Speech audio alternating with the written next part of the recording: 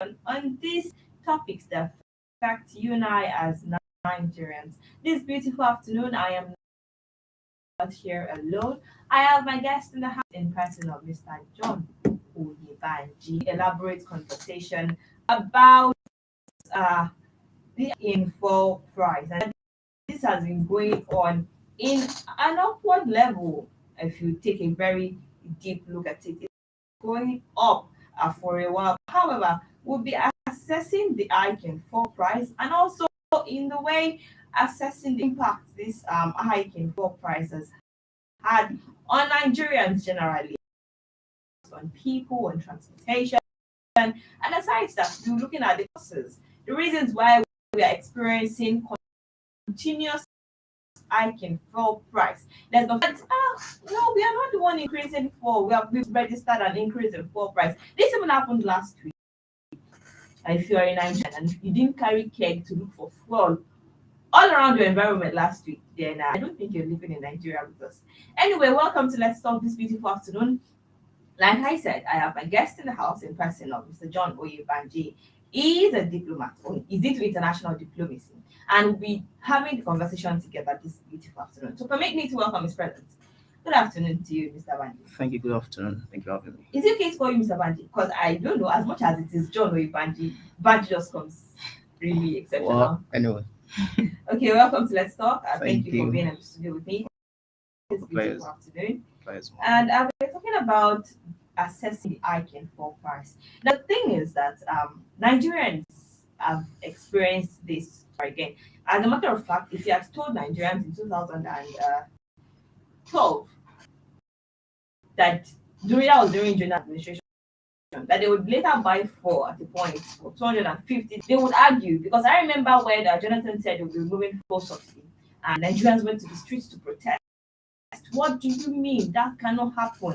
It's uncalled for. What do you mean remove subsidy? As at then, they wanted to fuel price to above 100 naira, and Nigerians did not even want to hear it. But at this where we stand now, the fuel price keeps increasing on a short but consistent level. I think about this year alone, we've had up to four increases in fuel price. And at each point, the federal government has come out to say increasing the price. It is the fuel marketers that are increasing the price. So all this together, cumulated into one, makes us to wonder what is going on exactly. How did we get here? What started this whole fuel increase? And now we talk of the impact of increase in fuel food to affect transportation. I was having a conversation with a bike man, and earlier this year decided taking a drop of bike for 100 naira. But as of now, they're saying that very soon would have a drop of bike for 150 naira. That this is prices related to Ile-Ife. So in other parts of the country, it could be much more than that. Talking about places like Lagos, places like Abuja, Port Harcourt, it could be much more than that. So this is where we are. This is the standpoint that we're standing. Opposed to you this beautiful afternoon is that as much as we had this queue last week, I think about 10 days ago, it was really intense. Even as this morning, while passing towards General queue at particular filling station, we're still trying to sell at the usual 170 or 180 price, but it was quite long. So now the first question I have is that as much as we are having this rising consistently in other very filling stations, the government has come out to say that they've not raised the price of premium motor spirits. But the marketers who are selling the petrol claiming to buy it expensive and they're selling cheaply, which is not beneficial to them. So what's your perspective on this? Thank. Well, I think we need to first consider the historical background of fuel increases in Nigeria. You will discover that between 1978 and 2017, there have been increases, and we've not added this time. We between 2017 and then 2022 that we've had series of increases. want the because when you were talking, you even about petrol. What of diesel? What of LPG, the liquefied petroleum gas? Now, these are things that we need to start talking about. Now, the government has said that they're responsible for the hike in price and all of these that happen. So does it seem like government responsibility? Obviously, now we need to consider that the instability of oil products is just as a result of widespread smuggling and diversion of products. Now, this is when from the approved destination that you see holding products to them just in anticipation of an increase in price. And you will wonder the sole importer of PMS today, that's the Nigerian National Petroleum Company, which has just been privatized. They're the sole importer. And when they bring import petrol, private depot, they're the one responsible for distribution. They leave the products from the NNPCL and then distribute. The NNPCL was initially, but today they're no longer responsible for it. So now private depot that are in charge of distribution, they also they are ready to increase prices because it's privatization. It's a private business rather, and we live in a kind of we supposedly mixed economy, but obviously we practice capitalism here in Nigeria, and this is a system of economy that everything is about interest profits, even at the expense of the buyers. So these are things that we need to start considering. I was speaking with somebody some days ago that now the private depots that are lifted from the NPCL, they also have a to pay. Okay, true. But now let me move forward. You mentioned something like the NNPCL being privatized and the distributors are the individuals who own these private depots. Yeah. So in that, where does the government come in? Now, initially, the Nigerian initially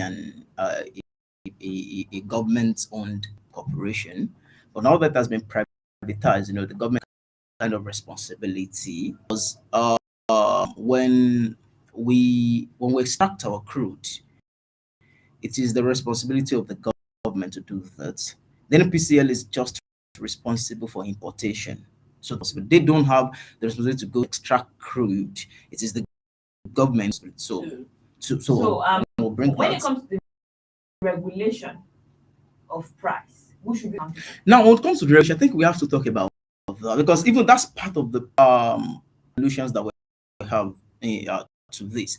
Now, holding one accountable for regulation, we should hold the government responsible. And let me tell no longer in charge of the distribution. Now they're no longer in charge of the importation, but importation and distribution. But of whatever negotiation that will happen in markets.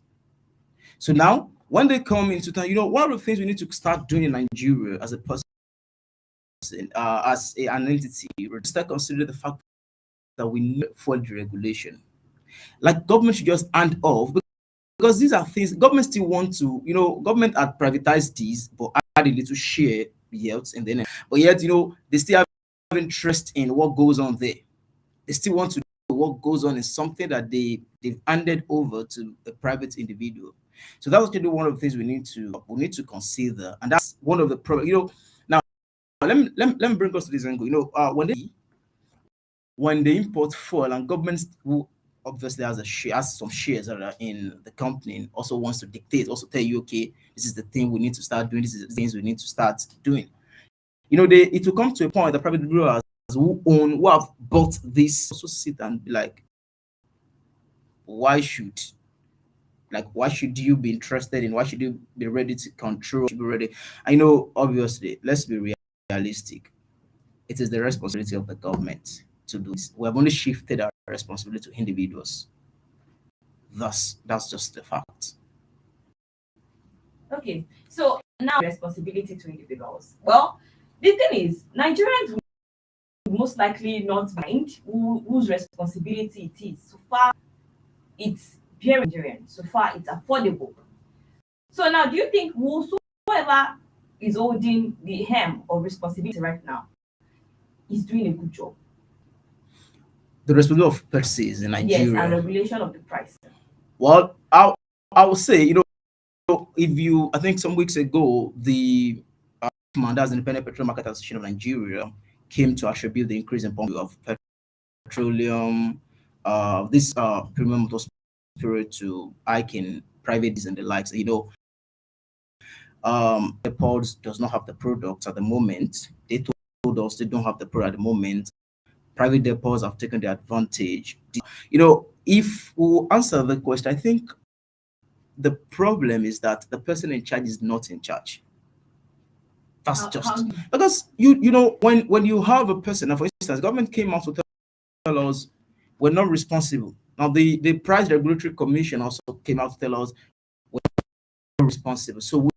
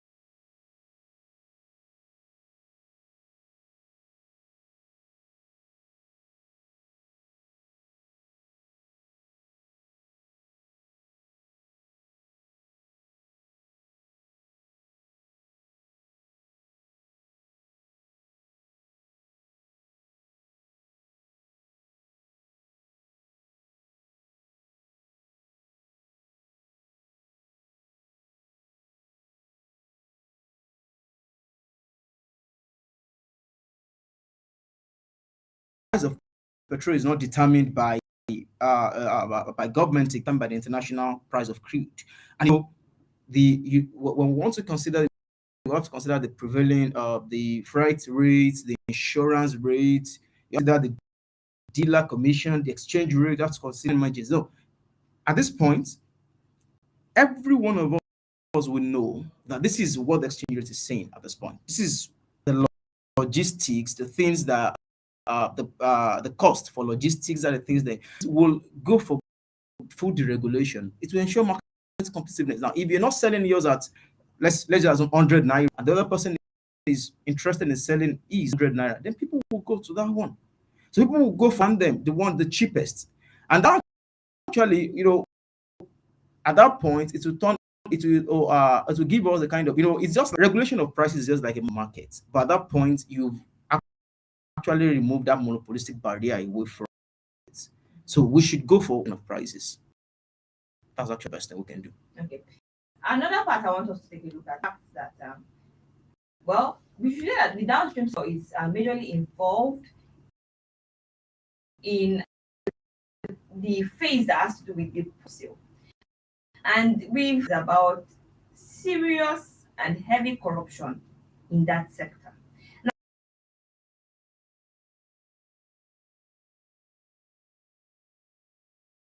it causes a little bit of effect.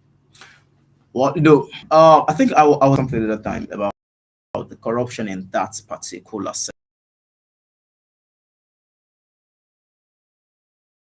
One of, well, to my own assessment, is sector of our own economy, because the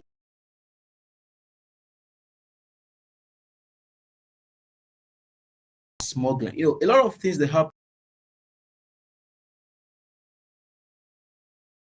It told us that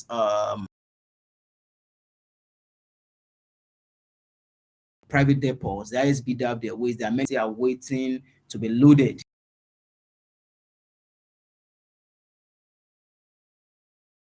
The fuel that has been probably to a particular zone of the country just be diverted somewhere because somebody was in higher power. I think there are a lot of corruption in this sector of the economy, and that needs to be, and I don't know, probably still coming there, and actually that's where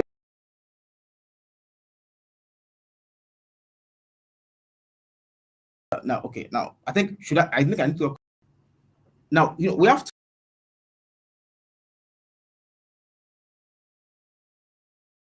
in Nigeria what we practice is the consumer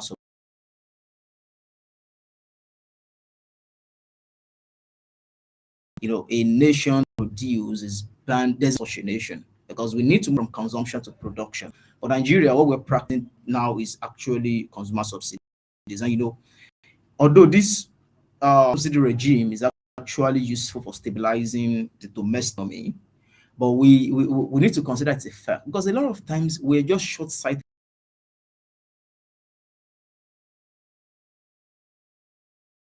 all of this, the longer all of these things, what will now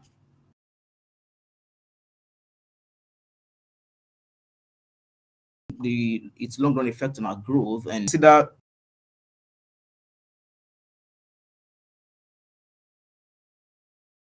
in charge. And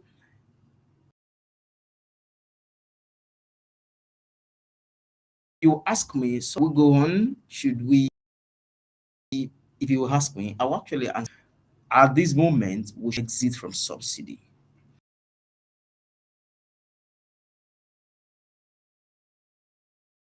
Paying subsidy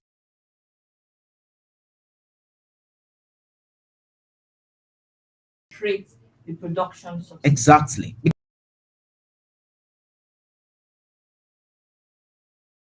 subsidies. Now, because these are things that will the economy. Would it mitigate the same effect in the sense that production subsidy would, in the long run, result to the full price being average? The full price will be normal at the end of the in the initial when we start to exit from this subsidy strategy, the initial we experience some difficulties. That's definitely normal because this is a kind of problem that I've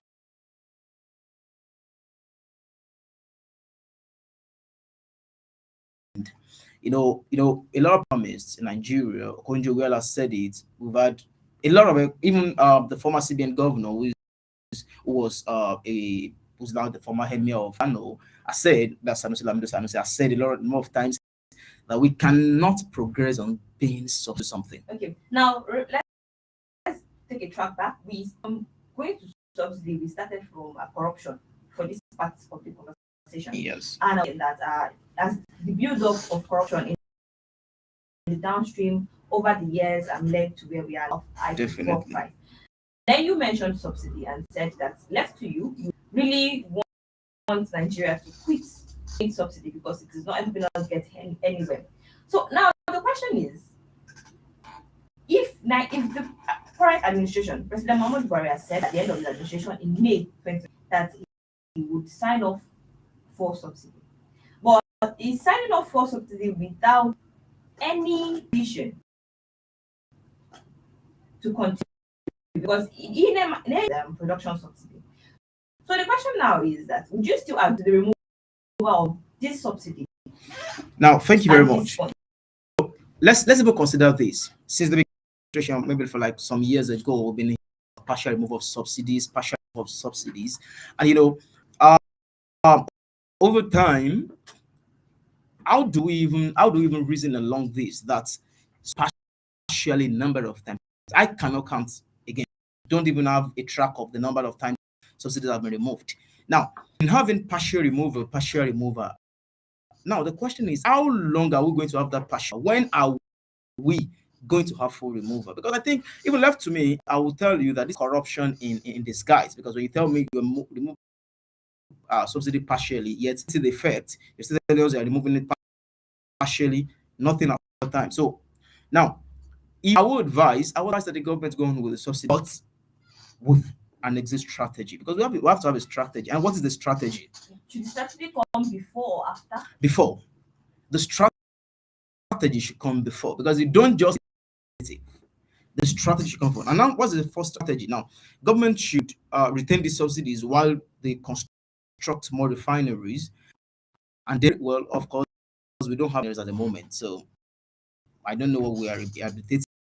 So government should construct more refineries, and then they should make sure these refineries are equipped with essential maintenance to make them to be in operation. At this time, when we have refinery, that's an alternative, when we have existence, then we can remove subsidies, because if subsidy without an existing working refinery, I'm sorry, we we're just pushing the people into more poverty. Talk about refineries, but we are due for it. Now, remember, this is still Let's Talk on OODUA 90.9 FM, the pride of the West. Do have to stick around forever. Well done. I'm working it through. So you use I use 11 news. What happened? You need to pick news. now. No. And pick news Everything online. No, what am I?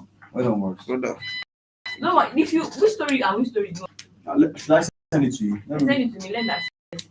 Okay. No. Since it's state story, just look for two stories. Not federal one, this thing. One for the, Yes. yeah, you can do that.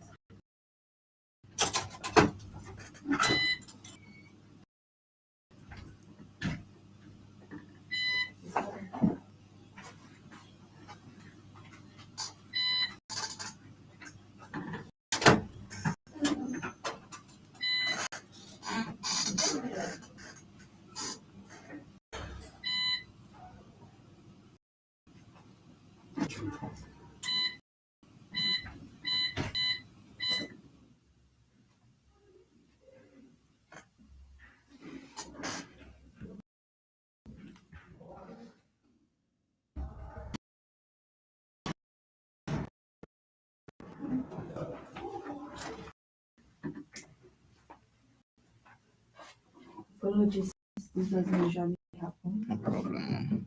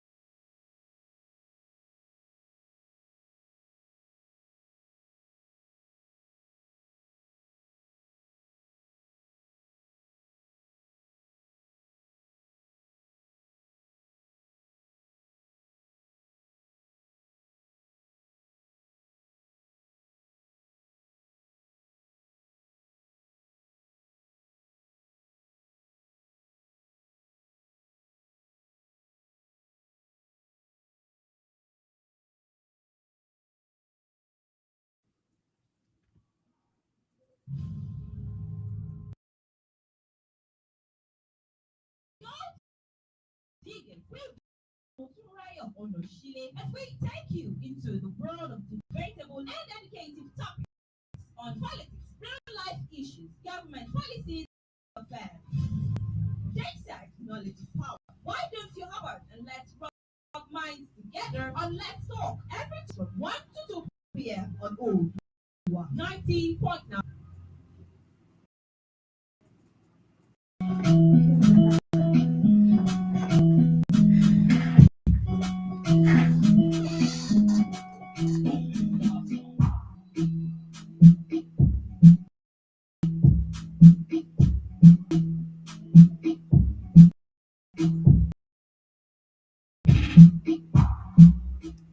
Well, 90.9 FM,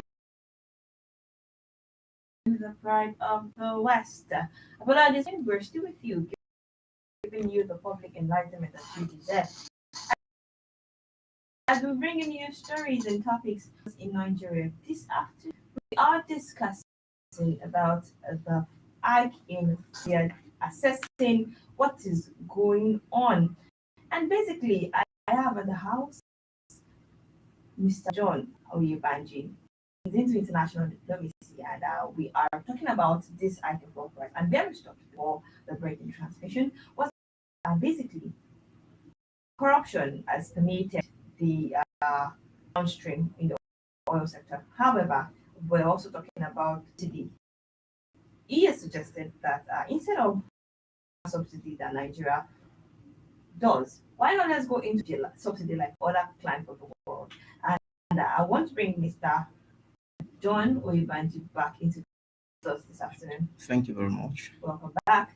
Thank you. Okay, so now, like we've stated all those facts, I just really brush on this subsidy matter before we leave it alone. The thing is, parents think that it's their right to have subsidy. So, in the long run, do you think that Nigerians would most likely not, request for both production subsidy and consumer subsidy? Obviously, there is. I think one of the problems we have is just because the government doesn't have a clear-cut plan, and that's one of the reasons we think Nigerians are interested in getting consumer subsidies. And of course, I can tell you, when things in conditions that they should be, you will discover that Nigerians have they have a heart tending towards production subsidies than consumer subsidies. When the economy grows, everyone will be interested in the production part, not the consuming part. Because I can tell you, like I said earlier, no nation can thrive on consumption alone. You have to produce things. A developed countries, developed nations in the world that's what they're enjoying today. This is about production. So we should if government shifts the attention from consumer subsidies and to production subsidies, you will discover that Nigerians will be very eager even to support such. But like I said, you have to have a strategy of shifting from consumer subsidies to production. You don't just shift a day. You don't just come up a day and just say the next thing we're doing is that's actually the former president Goodluck Jonathan made on January 1st, 2012. That was what he wanted to do was just to remove the subsidy without any alternative. So there must be alternative. Exactly. Okay, with that being said, now I want us to come into another part of this beautiful afternoon. Now, another part, being private for depots, these people store the oil and sell it.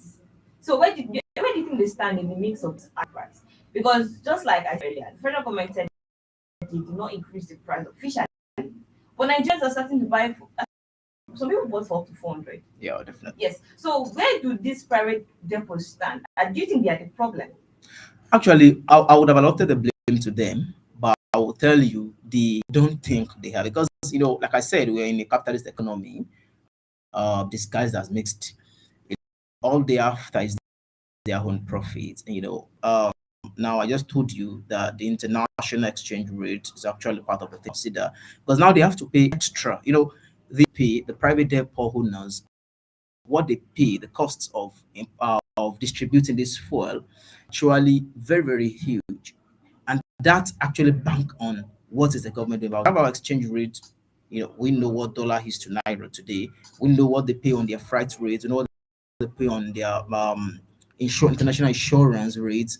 All of these things are things that they will accumulate together and then decide, oh, this thing is not of profit to us, then we have to actually increase Right. if we want to. So But now, if the government is saying it's not officially increase the price, but people are buying at a more expensive price than they usually do, then what do you think the government is supposed to do? the government should work on the economy. Let's start from that. Now let's start from the conversation of what are we towards our dollar to naira, because like globalization, dollar, the accepted currency, the global market. So now we should start from what are we do to make sure that the value, because see the problem is actually the devaluation of naira. Let's start from there.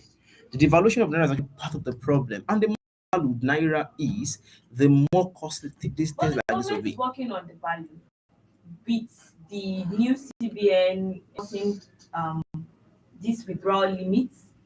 Oh, does it work? I'm very sorry, because all of this cashless policy doesn't win of naira, because this is just domesticated. This is just within Nigeria. You're not talking about uh, the value of a currency from, and what will work for value for naira to